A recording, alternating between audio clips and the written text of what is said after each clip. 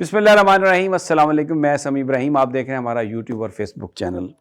بہت سارے ایشوز ہیں، ورچوئل جلسہ اور بہت ساری چیزیں آج باتیں آپ سے کرنی ہیں، لیکن سب سے پہلے ایک سپریم کورٹ کا فیصلہ آ گیا ہے۔ سردار طارق مسعود صاحب کی سربراہی میں ایک بینچ جس میں جسٹس اطہر معین اللہ بھی تھے، یہ فیصلہ کر دیا ہے کہ کوئی حلقہ بندی میں تبدیلی نہیں ہو سکتی۔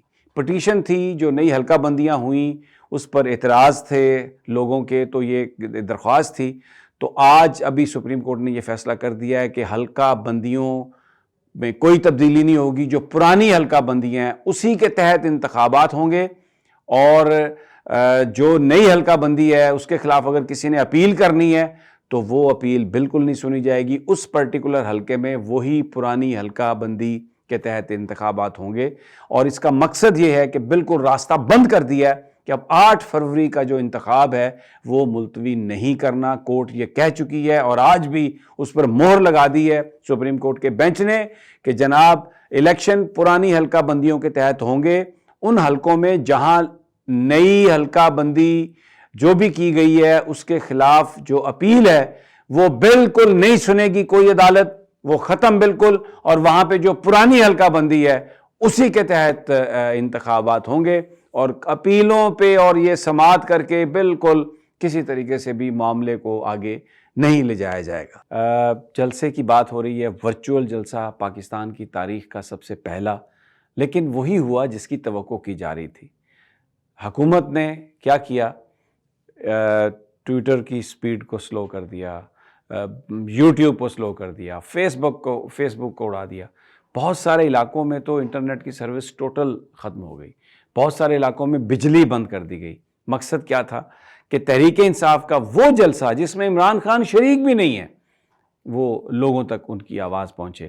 اب میرا آپ سے سوال ہے، یہ ہے لیول پلینگ فیلڈ، اور مجھے آپ بتائیے کہ یہ حکومت جو آ کے جو ان کے جو وزراء ہیں جب یہ کہیں کہ ہم تو جی لیول پلینگ فیلڈ دے رہے ہیں، تو کون ان پر اعتبار کرے گا؟ اور یہ الیکشن کمیشن کیا کوئی موریلٹی ہے؟ کیا کوئی عزت ہے؟ کیا کوئی غیرت ہے؟ کیا کوئی شرم ہے کہ اب یہ راجہ سلطان سکندر صاحب اپنے گھر میں اپنے بچوں کو فیس نہیں کرتے؟ کیا ان کے بچے ان سے سوال نہیں کرتے؟ اور یہ جو نگران وزراء اعلیٰ ہیں، مطلب مقبول باقر صاحب ایک سپریم کورٹ کے جج رہے ہیں، کیا کوئی تھوڑی بہت اس عمر میں کتنی عمر اور باقی رہ گئی ہے؟ میں ہوں، اب میری کتنی عمر اور باقی رہ گئی ہے جو میں اتنا ایمبیشیس ہوں کہ میں یہ نہ دیکھوں؟ کوئی آدمی کسی مرتبے پر پہنچ جاتا ہے، ٹاپ پر پہنچ جاتا ہے، تو پھر اس کے بعد کیا اس کو اور تمنا یا کیا اس کی اور لالچ ہو سکتی ہے کہ جس پر وہ ایسے گناہ میں ملوث ہو کہ یقیناً اس کی پکڑ آئے گی، اس سے سوال کیا جائے گا۔ آپ نے سینکڑوں ہزاروں ورکرز بند کیے ہوئے ہیں، خواتین کو بند کیا ہوا ہے، اور جو ایک جلسہ ورکرز کنونشن کرنے کی اجازت نہیں دے رہا ہے، جو امیدوار بننے کی بات کرتا ہے اس کے بھائی بہن ماں کوئی آدمی اس کو پکڑ کے لے جاتے ہیں، تشدد کرتے ہیں، مارتے پیٹتے ہیں۔ یہ لیول پلینگ فیلڈ ہے؟ کیا کوئی خوف خدا نہیں ہے؟ اور کیا آپ یہ سمجھتے ہیں کہ یہ پاکستان کی قوم جو ہے یہ بھیڑ بکریاں ہیں، اس پر جس کو آپ چاہیں گے مسلط کر دیں گے؟ پتہ چل جائے گا آپ کو۔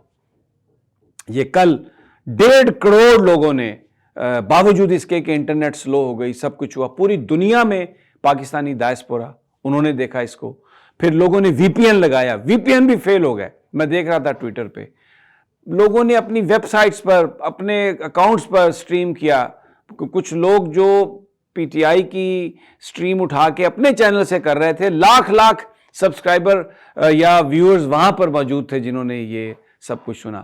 پھر اس کے بعد اب ورچوئل جلسے کے بعد ایک انہوں نے نون لیگیوں نے اور یہ جو سارے اس طرح کے لوگ ہیں ایک کیمپین چلائی ہے، جھوٹ پکڑا گیا۔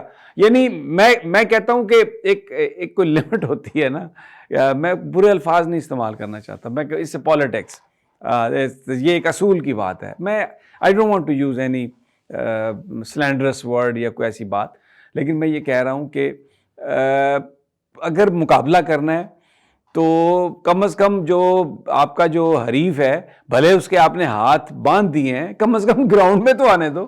آپ تو گراؤنڈ میں بھی نہیں آنے دے رہا، ڈر کے مارے بھاگ گئے ہیں، آپ تو بھاگتے جا رہے ہیں۔ جہاں مرضی چلے جائیں بھاگ کے، خان کا سایہ آپ کو نہیں چھوڑے گا، یہ آپ کے پیچھے آ رہا ہے، یہ آپ کو پکڑے گا، اور لوگ جو ہے نا وہ تل چکے ہیں. میں آپ کو بتاؤں, مخدوم جاوید ہاشمی نے بڑی خوبصورت بات کہی, بڑے سیزن پولیٹیشین ہے, ان کی بہت ساری چیزوں پر آپ کو, مجھے بھی کرٹیسزم اور ہم کرتے رہے ہیں, لیکن جو یہ بات کی نا کہ لوگ تل گئے ہیں خان کو ووٹ دینے کے لیے, یہ انہوں نے ایک اپنی ضد بنا لی ہے. جیسے وہ وسیم اکرم آتا ہے نا اور برائڈ کے اشتہار میں کہ وہ جو ضدی داغ, مجھے پہلے یہ نہیں سمجھ آتی تھی کہ یہ ضدی داغ کیا چیز ہے, لیکن اب جو جاوید ہاشمی صاحب نے بتایا کہ لوگ تل گئے ہیں, اب لوگوں کی ضد بن گیا عمران کو ووٹ دینا, ضد بن گیا خان کو جیل سے نکالنا, اور ضد بن گیا کہ یہ جو شریف ہیں زرداری صاحب, اب دیکھیں نا زرداری صاحب کیا کہہ رہے ہیں, جی پیپلز پارٹی کے علاوہ میں سب سے اطاعت کروں گا. اور بھائی کوئی آیا آپ کے پاس اطاعت کرنے کے لیے, آپ ہیں کون, آپ اپنے بیٹے کو منا لیں بس, دیٹ از کافی ہے.